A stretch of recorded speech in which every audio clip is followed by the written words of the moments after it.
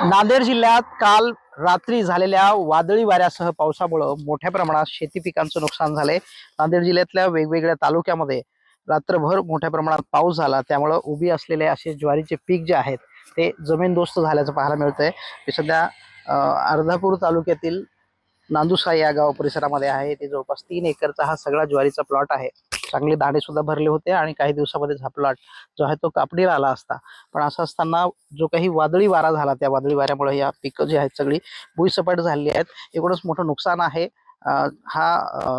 याशिवाय वेगवेगळी जी पिकं आहेत, केळी असेल, या भागामध्ये पिकणारी हळद असेल किंवा भाजीपाला वर्गीय पिकं असतील, हे सगळी पिकं जे आहेत ते त्याच्यामध्ये मोठं नुकसान झालं आहे। हवामान विभागाने यापूर्वी सुद्धा इशारा दिला होता की वादळी वाऱ्यासह पाऊस होईल आणि 3 तारखेपर्यंत आणखीन जे आहे ते पावसाची शक्यता वर्तवलेली आहे। वादळी वारा सुद्धा असेल, काही भागात विजांचा कडकडाट झाला आणि लहान या गावामध्ये जे आहे ते गोधन सुद्धा वीज पडून मयत झाल्याची घटना घडली।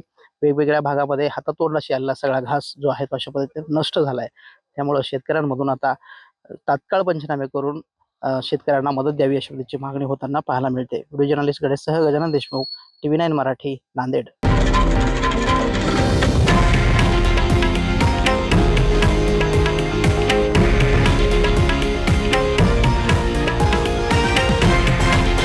हे आहे देशातील नंबर 1 न्यूज नेटवर्क आणि आपण पाहत आहात TV9 मराठी, एकमेव।